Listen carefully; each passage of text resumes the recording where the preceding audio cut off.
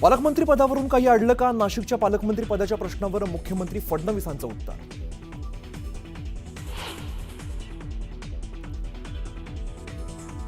माणिकराव कोकाटेंनी शेतकऱ्यांबाबत जपून बोलावं, काही गोष्टी मनात ठेवायच्या. अजित पवारांचा माणिकराव कोकाटेंना सल्ला.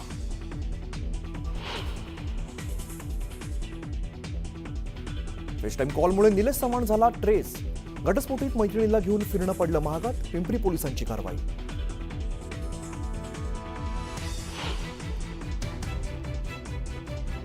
शरद पवार आणि उपमुख्यमंत्री अजित पवार कार्यक्रमाच्या निमित्ताने एकत्र. पुण्यातील वसंतदादा इन्स्टिट्यूटच्या एआय संदर्भातील बैठकीत दोघंही हजर.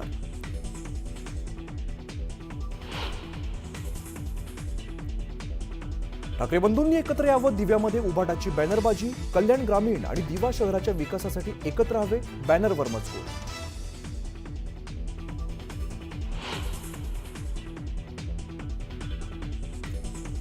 मनसे आणि शिवसेना उभाटा एकत्र येऊ शकत नाहीत. मंत्री संजय शिरसाट यांचा गौप्यस्फोट. तर कार्यकर्त्यांना किंमत दिली असती तर पक्ष फुटला नसता म्हणत ठाकरेंना टोला.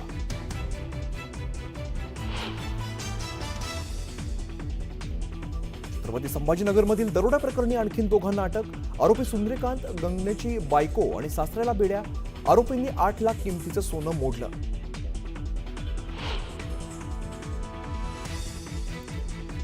नाशिक कुंभमेळ्याच्या तारखा जाहीर. 2 ऑगस्ट 2027ला सोमवती अमावस्येच्या दिवशी पहिलं शाही स्नान, तर तिसरं शाही स्नान 12 सप्टेंबर 2027ला.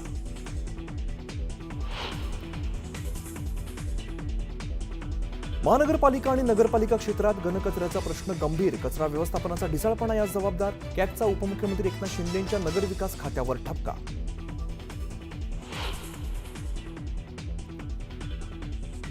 आणि आयपीएलमध्ये आज क्वालिफायर 2चा सामना पंजाब विरुद्ध मुंबई भिडणार. विजेत्याची फायनलमध्ये बंगळुरूशी लढत.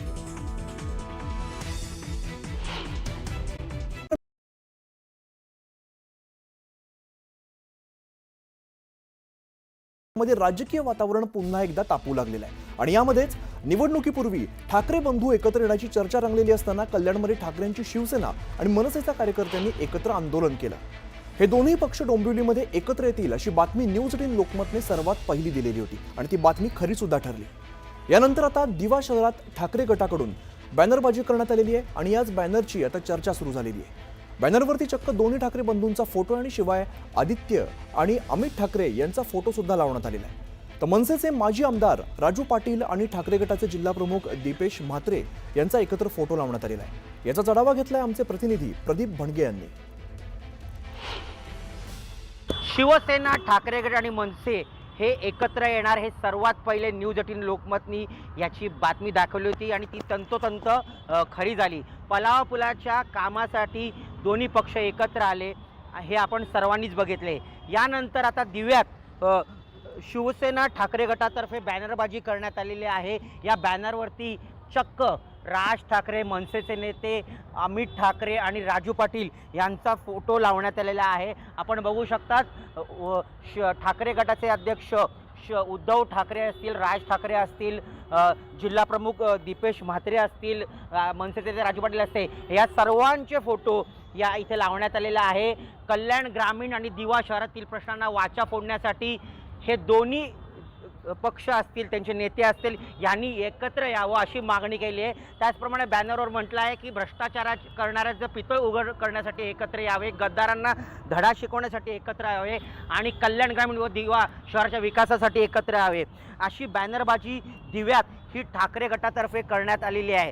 त्यामुळे पुन्हा एकदा मनसे आणि शिवसेना ठाकरे गट हे एकत्र येणार का? येणाऱ्या निवडणुकीत ते आपल्याला पाहायला मिळेल का हे पाहावं लागेल. कॅमेरामन शुभमसह प्रदीप भणगे, न्यूज 18 लोकमत, दिवा. हे दोन्ही पक्ष एकत्र आले पाहिजेत अशी जवळजवळ स्थानिक सर्व कार्यकर्त्यांची इच्छा आहे. त्यामुळे आम्ही हा बॅनर लावलेला आहे की कशा प्रकारे कशासाठी हे दोघं एकत्र आले पाहिजेत या अनुषंगाने आम्ही हा बॅनर लावलेला आहे. दोन बंध एकत्र आले तर अख्ख्या महाराष्ट्राला आनंद होईल आणि दिव्याच्या विकासासाठी दोन्ही मनसे, सेना, उद्धव गट एकत्र आले पाहिजेत.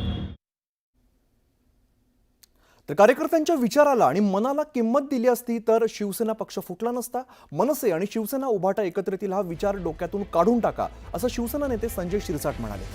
तर शिवसेना प्रमुखांनी राज ठाकरेंना बरोबर घेण्याच्या उद्धव ठाकरेंना सांगितलेलं होतं, मात्र घेतलं नाही. जे स्वार्थापोटी काही करू शकतात ते कधीच एकत्र येऊ शकत नाही, तसा गौप्यस्फोट संजय शिरसाट यांनी केलाय. उद्धव ठाकरे राज ठाकरे एकत्र आहेत, त्यामुळे तुम्ही एकत्र राहिले ना. अरे कार्यकर्त्याच्या मनाला किंवा त्यांच्या विचाराला किंमत दिली असती ना उभाटांनी, तर हा पक्षच फुटला नसता. तुम्ही हा विचार काढून टाका डोक्यातून, कधी ते एकत्र येतील. मी वारंवार सांगतो, पण तुमच्या ह्या बातम्या चालतात ना आणि वातावरण निर्मित होते का नाही, काही एकत्र येतात का? कधीच शक्य नाही, होऊ शकणार नाही. शिवसेना प्रमुख हयात असताना शिवसेना प्रमुख व्हायचे का राजला बरोबर नाही घेऊ शकेल. जे स्वतः स्वार्थपोटी काही करू शकतात ना, ते कधी एकत्र येणार नाही. पुढे जाऊया. छत्रपती संभाजीनगरमधील बहुचर्चित दरोडा प्रकरणात पोलिसांनी आता मोठी कारवाई केलेली आहे. बीड जिल्ह्यातील अंबेजोगाई इकडून पोलिसांनी आणखीन दोघांना अटक केली आहे, तर त्यांच्याकडून 8 लाख रुपये जप्त करण्यात आलेले आहेत. आरोपींनी दरोड्यातील 8 लाख रुपये किमतीचं सोनं मोडलंय आणि हेच पैसे पोलिसांनी आता जप्त केले.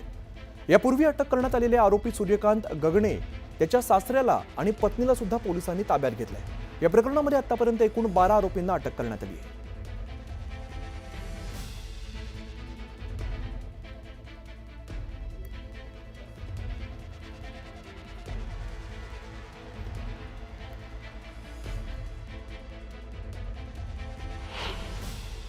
दरोड्याच्या तपासामध्ये आणखीन 2 आरोपी आम्ही अटक केले आहेत.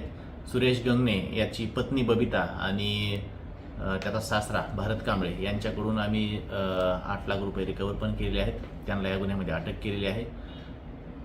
दरोड्याची घटना घडल्यानंतर आरोपी सुरेश गंगणे आणि अमोल खोतकर हे शिर्डी, तिरुपती, श्रीशैल्यम या ठिकाणी देवदर्शनासाठी गेलेले होते, अशी पण माहिती तपासामध्ये समोर आलेली आहे. त्या दृष्टीनं आमचा अधिकचा तपास सुरू आहे. सर, हे 8 लाख जे आहेत ते नेमके कशाचे? आरोपीनं जे सोनं मोडलं होतं, तर सोनं मोडल्यानंतर जी आलेली रक्कम आहे तर ती त्यांच्याकडे ठेवलेली होती, ती कॅश रिकवर केली आहे. अधिकचा तपास त्याच्यामध्ये सुरू आहे. तर छत्रपती संभाजीनगरमधील 5.5 किलो सोन्याच्या दरोड्याची उकल करण्यात पोलिसांना यश आलेलं आहे. उद्योजक संतोष लड्डा यांचा घात त्यांच्याच बालमित्राने केल्याचा धक्कादायक खुलासा झालेला आहे. लड्डा यांच्या घरातील सोन्याची टीप त्यांचा मित्र बाळासाहेब इंगोले यांनी चोरट्यांना दिली असून त्यानेच आणखीन 4 प्रकरणात या संदर्भात अटक करण्यात आलेली आहे. संभाजीनगरात बालमित्रच निघाला घरभेटी.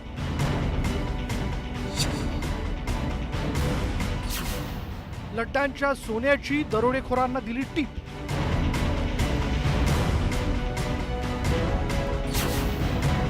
पाच किलो सोन्याचा मात्र लागेना शोध. बाळासाहेब इंगोले छत्रपती संभाजीनगरातील सर्वात मोठ्या दरोडा प्रकरणाचा मास्टरमाइंड, बालमित्राला दगा देणारा, ज्यानं नोकरी दिली त्याच्या पाठीत खंजीर खुपसणारा, मैत्रीच्या नात्याला कलंक लावणारा. छत्रपती संभाजीनगरमधील सर्वात मोठ्या दरोडा प्रकरणात अनेक धक्कादायक खुलासे समोर आले. उद्योजक संतोष लड्डा यांच्या घरात असलेल्या सोन्याची आणि रोख रकमेची टीप देणारी व्यक्ती दुसरा तिसरा कुणी नाही तर संतोष लड्डा यांचा जवळचा मित्रच निघाला. लड्डांचा अतिशय विश्वासू समजल्या जाणाऱ्या बाळासाहेब इंगोले यानंच दरोड्यासंदर्भात टीप दिल्याचं समोर आलंय. त्याच्यामध्ये मूळ जी टीप दिली तर तिथपर्यंत आम्ही शेवटपर्यंत पोहोचण्यामध्ये आम्हाला यश आलेलं आहे.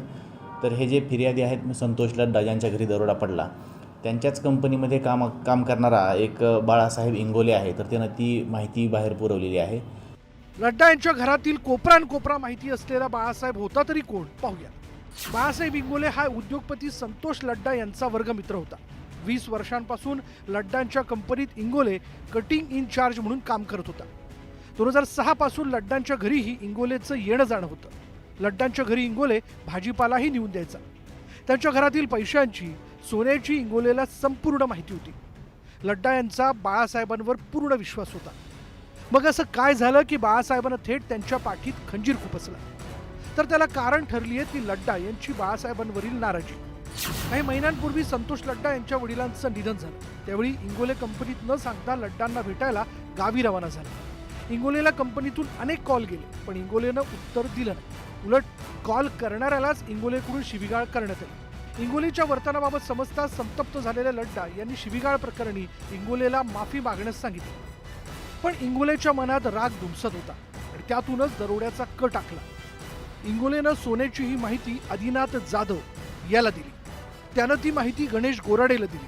गणेशनं महेश गोराडेला दिली आणि महेशकडून ती देवीदास शिंदेला मिळाली. देवीदास शिंदे हा स्कूलचा बस चालक, गुप्तधन, काळ्या जादूचा त्याला नाद.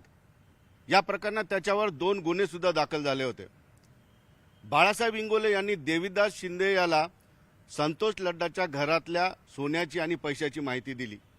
त्यानंतर देवीदास शिंदे यांनी आपला मित्र योगेश हसबेसोबत संतोष लड्डाच्या घराची रेकी अनेकदा केली. घरातील माहिती कळताच हसबे आणि साथीदारांनी दरोड्याचा प्लॅन केला, दरोडा टाकला आणि 5.5 किलो सोनं उडवलं. लड्डा यांच्या घरातील दरोड्या प्रकरणी पोलिसांनी आतापर्यंत 10 जणांना अटक केली. त्यातील अमोल खोतकरचा एन्काउंटरमध्ये मृत्यू झाला. आरोपी पोलिसांच्या ताब्यात असले तरी 5.5 किलो सोन्याचा अद्याप शोध लागलेला नाही. हे सोनं शोधण्याचं मोठं आव्हान पोलिसांपुढे आहे. Bureau report, news 18 Lokmat.